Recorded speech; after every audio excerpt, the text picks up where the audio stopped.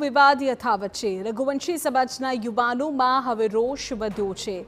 Bhupendra road Swaminarayan મંદિર ખાતે રાજકોટમાં ઉગ્ર વિરોધ પ્રદર્શન થયું। જ્ઞાનપ્રકાશ સ્વામીનું પુતળું યુવકોએ સળગાવ્યું હતું અને તેઓ વીરપુર આવી માફી માંગે તેવી માંગણી યુવકોની જોવા મળી। રઘુવંશી યુવાનોની પોલીસ દ્વારા અટકાયત પણ કરવામાં આવી હતી। આજે સાંજ સુધીમાં જ વીરપુર આવી સ્વામી માફી માંગે તેવી માંગણી કરવામાં આવી રહી છે। એટલું જ નહીં, તેમણે કહ્યું કે સાદા વસ્ત્રોમાં જલારામના ચરણોમાં તેઓ માફી માંગે, પોલીસ ફરિયાદ દાખલ નહીં થાય તો ઉગ્ર આંદોલન થશે તેવું આ વિરોધ કરતા યુવકોનું કહેવું છે।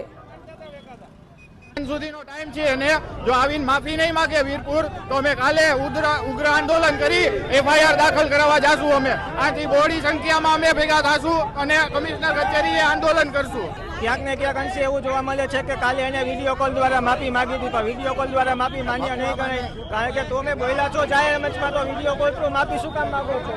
રજૂઆત કરવા આવ્યા છે કે સાંજ સુધીમાં સ્વામીજીને મોકલો અને વીરપુર મંદિરે આવીને માફી માંગી જાય, નતર આનાથી ડબલ પ્રત્યાઘાત પડશે। જેની અમે રઘુવંશી સમાજ અને 18 સમાજ આપને બાંયધરી આપીએ છીએ કે સાંજ સુધીમાં માફી નહીં માંગે તો ઉગ્ર આંદોલન કરવામાં આવશે। વીરપુર આવીને બાપાના ચરણમાં પોતાનું દંડવત શીશ ઝુકાવી અને માફી માંગે, ભગવા કપડામાં નહીં સાદા કપડામાં આવીને માફી માંગે। રાજકોટ બંધનું પણ એલાન કરવામાં આવશે। કાલે એફઆઈઆર જો પોલીસ ન કરે એની ઉપર તો રાજકોટ કાલે બંધનું એલાન કરવામાં આવશે અને અમે સમસ્ત રઘુવંશી પરિવાર રાજકોટમાં આમાં કાલે જોડાશે। બસ આજ અમારી માંગ છે કે સાંજ સુધીમાં આવીને માફી માંગે। રોનક અમારા સંવાદદાતા વધુ માહિતી આપી રહ્યા છે। રોનક, હવે વિરોધ જે છે તે અલગ અલગ શહેરોમાં જોવા મળી રહ્યો છે। રાજકોટમાં પણ રઘુવંશી સમાજના યુવકોએ વિરોધ કર્યો।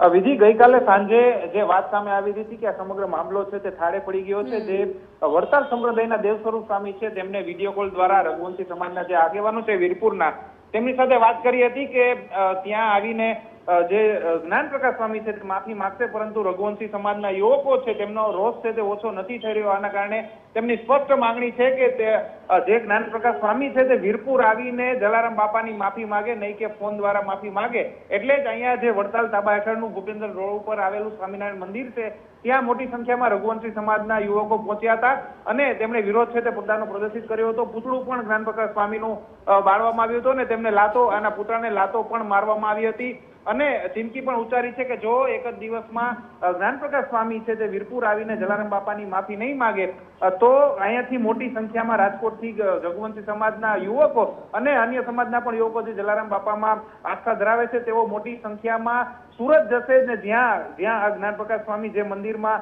જે સેવા આપે છે ત્યાં જઈને આ સ્વામીનો ઘેરાવ પણ કરશે અને તેમનો વિરોધ પણ ત્યાં પ્રદર્શિત કરશે ને સમય દિવસે ને દિવસે આંદોલન છે તે ઉગ્ર ને ઉગ્ર થવા માંડશે અને આ સ્વામી સામે ગામે ગામ એફઆઈઆર કરવાની પણ ચીમકી છે તે યુવકોએ ઉચ્ચારી છે। એટલે હવે જોવાનું આગળ રહેશે કે જ્ઞાનપ્રકાશ સ્વામી છે તે વીરપુર આવીને ક્યાં સુધીમાં માફી માંગે છે। ઓકે રોનક, બિલકુલ આભાર માહિતી બદલ।